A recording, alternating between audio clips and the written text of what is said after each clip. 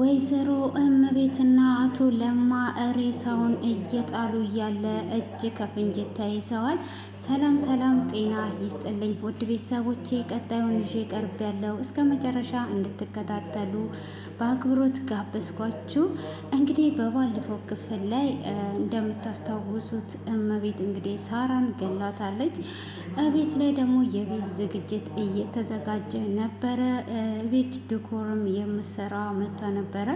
እሷ ሬሳውን አልጋ ስር ሶፋ ስር በማስቀመጥ እንግዲህ እዚህ ጋር በፍጹም ዲኮር መሰራት የለበትም እያለቻቸው ነበረ። እሷም እንግዲህ ለምንድን ነው እዚህ ጋር ዲኮር የማይሰራው እዚህ ጋር ሲሆን ነው የሚያምረው ስትል፣ እሱ ምንም አያገባሽም እኔ በምለው ነው የሚሰራው፣ ይሄ ሶፋ ከዚህ ጋር መነሳት የለበትም እያለች ሳለ እንግዲህ ካሌብ ደግሞ ወደ ውጪ መውጣት አለባት ብሎ እንግዲህ በዘዴ እማዬን የማወያይሽ ነገር አለ ብሎ እሷን ወደ ውጪ አውጥቶ ዲኮር የምሰራውን እንድሰራ ሊያደርግ ነበረ ክፍሉ እየተጠናቀቀው ማለት ነው። እንግዲህ ወይዘሮ እመቤትን ባደረገችው ነገር እንዴት ሬሳውን እንደምታወጣ ግራ ገብቷት ነበረ። ሆኖም ልጇን ጸጉር ቤት ሄደ ተሰር ፕሮግራም እኮ አንተን ነው የሚጠብቀው፣ ትልቅ ፕሮግራም ነው፣ ለምንድን ነው የሄደ ጸጉርን የማትስተካከለው በማለት ስትጠይቀው፣ እሱም አንቺስ መቼ ጸጉርሽን ተስተካከልሽ? አንቺም ግዴታ ጸጉርሽን መስተካከል አለብሽ በማለት ይጠይቃታል። እሷም አይ በፍጹም እኔ ልስተካከል አሁን አይደለም ብላ ትለዋለች። አንተ ቀድመህ ሂድ፣ እኔ በኋላ ላይ ሄጄ እስተካከላለሁ በማለትም ስትለው፣ እማዬ ምነው ሰለቸውሽ እንዴ? አንዴ ደግሞ አግብቼ ከዚህ ቤት ከወጣው ልጄ ናፍቀኸኛል እስክትይ ድረስ አልመጣም፣ ለምንድን ነው ሂድ ሂድ ምትኝ? ዛሬ ደግሞ አነጋገርሽ ሁሉ ጤነኛ አይደለም፣ ሰላም ነሽ ወይ ብሎ ይጠይቃታል። እሷም ምን ሆነሃል አንተ? ተነስተህ ሂድ፣ በቃ ሂድና ተስተካከል፣ ይሄ ትልቅ ፕሮግራም ነው ብላ ትለዋለች። እሱም እንግዲህ እሺ በማለት ወጥቶ ይሄዳል ማለት ነው። እሱም እንግዲህ ወጥቶ እንደሄደ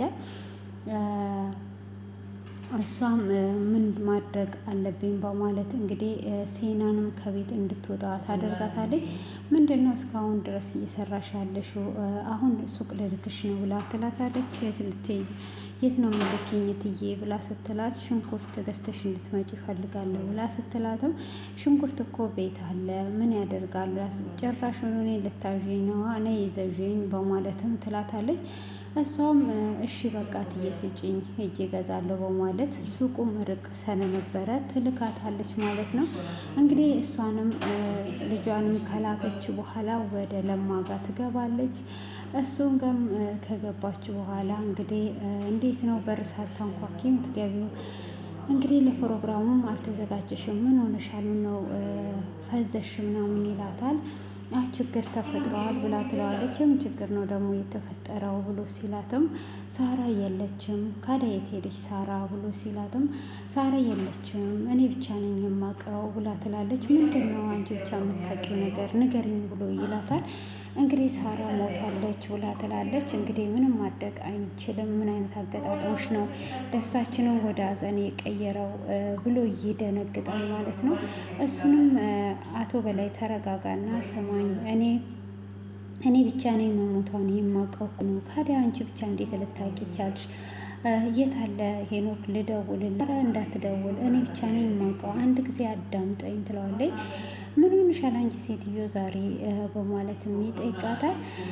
አንድ ጊዜ እንድታዳምጠኝ ነው፣ ትልቅ ችግር ውስጥ ነው ያለ ነው፣ ተረጋግተህ አዳምጠኝ ብላ ትላለች። እሺ ተናገሪ በማለትም እንግዲህ እንድትናገር ፍቃድ ይሰጣታል። እሷም ሳራን ሳታስብ እንደገደለቻት ትነግረዋለች ማለት ነው። እና ሳራ ከየትም መምጣት አትችልም፣ ሳራን ገድያታለሁ ብላ ትለዋለች። ስለዚህ እኛውን ተዋርደናል፣ አረ እኔ ጓደኞቼን ሳይቀሩ ጠርቼ ይላል። እንግዲህ ምንም ነገር ማድረግ አይቻልም እና ገድያታለሁ ብላ ትለዋለች። እሱም እጅግ ይደነግጣል። እንግዲህ ምንድን ነው የምናደርገው ታዲያ በማለትም ያስባል።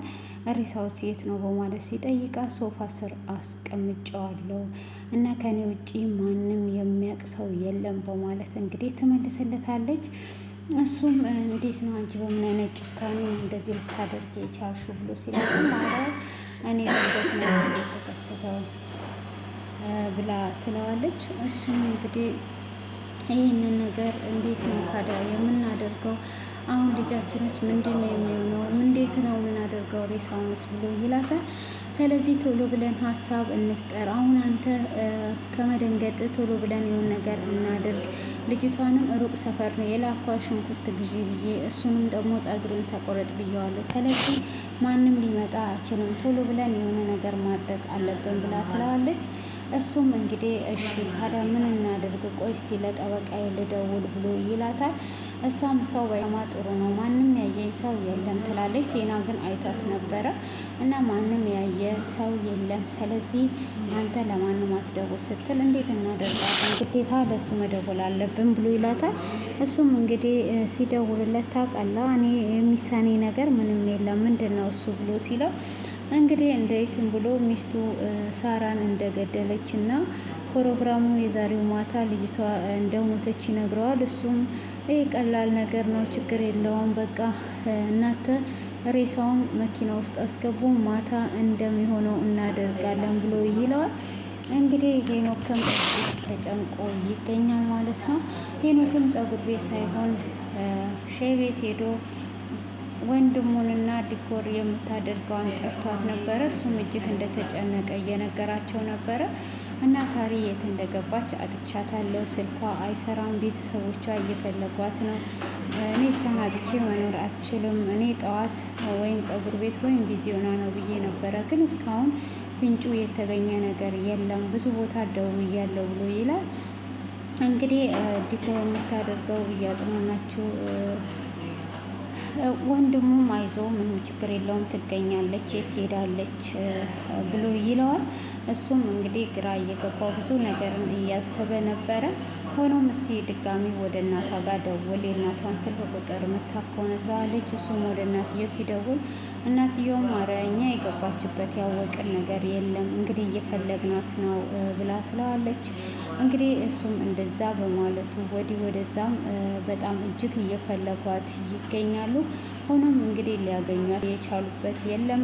በጣም የምትቀርባት ጓደኛ ጋር ስትደውል እነሱ ቤት እንደመጣች ትነግረዋለች። እየመጣች እያለ የመኪና አደጋ የመበላሸት እንደደረሰበት ስትነግረው ምናልባት በቃ የመኪና አደጋ ደርሶባት ነው በማለትም እጅግ በጣም ይደነግጣል። በዛም እንዴት ይሄ ነገር ሊፈጠር ይችላል በማለት እንግዲህ ከተደናገጠም በኋላ ለምንድን ነው ይሄ የተፈጠረው በማለት እንግዲህ እጅግ በጣም ተደናግጦ ነበረ ማለት ነው። ያንን በማድረጉም እንግዲህ እንዴት የሚለው ጥያቄ ቢፈጥርበትም እንደዛው ተደናግጦና ተደናብሮ እናትህ ጋር ደውል እስቲ ምናልባት እናትህ ቤት ከመጣች ብሎ ይለዋል ማለት ነው። እንግዲህ ያንንም በሚለው ሰዓት እሱም እሺ ብሎ ይደውላል ማለት ነው። እንግዲህ እሱም እሺ ብሎ ከደወለ በኋላ እሱም እሺ ብሎ ይደውላል። እሱም እንግዲህ ሲደውል እንዳልመጣች ይነግረዋል ማለት ነው። እንግዲህ ያንንም ከነገረው በኋላ ምንድን ነው እሱ እየተከሰተ ያለው? እናቱ ጋም ሲደውል እናትየው ትደናበራለች። ምነው እማዬ ተደናበርሽ? ምን ሆንሽ ነው ብሎ ይላታል። እሷም ምንም የተደናበርኩ መስሎ ነው እንጂ እኔ ምንም አልሆንኩም፣ ምን ሆኜ ነው የምደናበረው ትለዋለች። እንግዲህ የሳራ መሞት ግራ ቢያጋባውም በቃ ይነግራታል። የመኪና አደጋ ደርሶባት ይሆናል። ከዛን እንግዲህ እሷ ስትደናገጥ ለማ ወስዶ ያናግረዋል። ልጄ የት አለ? ዝግጅቱ እኮ ያንተ ነው፣ የት ነው ያለው በማለት ይለዋል። እሱም አይ አለውኝ እኮ ምንድን ነው እሱ ብሎ ይለዋል። እንግዲህ እንደምታውቁት ማለት ነው። ከዛን እንግዲህ እንደዛው እየተደነባበረ ሬሳው ምን እንደሚያደርጉ እነሱ ያወራሉ። እንግዲህ ያንንም ካወሩ በኋላ እንዴት እንደሚያደርጉ ከዛን እንግዲህ ጠበቃውም እኔ ከዚህ መሄድ አለብኝ፣ በኋላ ደግሞ ሬሳውን ሲጥሉስ ቢያዝስ በማለት እንግዲህ እግር አውጪኝ ብሏል። እነሱም እንግዲህ ሬሳውን ለመጣል ተመካክረው እሱም ሬሳውን እንግዲህ መኪና ውስጥ ሲያስገቡ ሴና ታያቸዋለች ማለት ነው። ሴናም ስታቸው እጅግ ከባድ ነው ይሄ ነገር ምንድን ነው እሱ እየተከሰተ ያለው በማለትም እንግዲህ እጅግ በጣም ትደነግጣለች።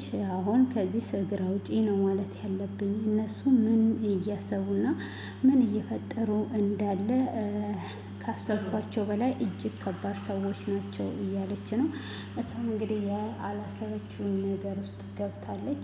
ሆኖም እነሱ ያየች አልመሰላቸውም። ብቻ ሬሳውን አውጥተው ሊጥሉ እንዳይሆን በማለትም ጥያቄ ፈጥሮባታል ማለት ነው። ሆኖም እንግዲህ ያም ጥያቄ እያለ ሴትዮዋ ትመጣና እንግዲህ ወይዘሮ እመቤት ከዚች ኩሽና ነቅነቅ እንዳትይ ምግብሽን አርፈሽ ስሪ ውጭ ስልሽ ነው የምትወጪው ብላ ማስጠንቀቂያ ትነግራታለች። እሷም እንግዲህ ትደነብርና ትደናገጣለች። ያንንም እንግዲህ በዛኑ ሰዓት ነበረ እነሱም በቃ አሁን ላይ ቶሎ ብለን ከዚህ ሬሳውን ይዘን መሄድ አለብን በማለት እንግዲህ ይመካከራሉ። ሆኖም ጠበቃው በቃ እኔ መሄድ አለብኝ እዚህ ጋር እኔ ስኖር እነሱ ሲመጡ ወደ ሌላ ነገር ሊያስቡባችሁ ስለሚችሉ እኔ መሄድ አለብኝ በማለት እነሱን ያሳምናቸዋል። እነሱንም ካሳመነ በኋላ እሱ ይሄዳል ማለት ነው። ሆኖም እንግዲህ እነ ሄኖክም ወደ ቤት ሊመጡ እያሰቡ ነው ያሉት። እነሱ መጡ ማለት እንግዲህ ነገሮች ሁሉ ተበላሹ ማለት ነው። እና በዚህ አይነት ሁኔታ ውስጥ ነው ያሉት አሁን ላይ እና እጅግ ከባድ ነገር ውስጥ ናቸው። ሆኖም እንግዲህ ሄኖክ እጅግ በጣም ነው የሚያሳዝነው። እንግዲህ ሰርጉን እያሰበ ለዛውም እናቱ ሚስቱን ገላበት። አስቡት እንግዲህ የሚከሰተውን ነገር። እንግዲህ እነሱም ሬሳውን ጥለው እየመጡ እያለ ፖሊስ እንደመጣ ክፍሉ በዚህ አይነት ተጠናቋል። እንግዲህ በምን አይነት ሁኔታ ያመልጡታል የሚለውን ቀጣይ ክፍል ነው የምናየው ማለት ነው። ሄኖክ እንግዲህ መጽናናት ሚስጥር ሳራን አጥቼ መኖር አልችልም እያለ ነው እንግዲህ ሴና ወይም ሁሉንም ነገር ነግራ ልታጋልጣቸው ትችላለች ብዬ አስባለሁ። እንግዲህ ሁሉንም ሚስጥሮችን የምታውቀው ሳራና ሳራ ብቻ ናት ማለት ነው። ስለዚህ እንግዲህ ከሳራ ያለፈ ነገር የለም። እንግዲህ ሳራ የምታውቅ አልመሰላቸውም። ሆኖም አቶ በላይ እጅግ በጣም መጥፎ እንደሆነ እና ከዚህም በፊትም እንደበደላት እዚሁ ቁጭ ብላ ልትበቀለው እንደሆነ እየተናገረች ነበረ። ሆኖም እንግዲህ አሁን ላይ ለነፍሷ ራሱ እየፈራች ትገኛለች ማለት ነው። ሴና ቶሎ ባመልጥ ይሻላል እያለች ነው። እንግዲህ ምን እንደሚፈጠር በሂደት ቀስ እያለ ነው የምናየው ማለት ነው።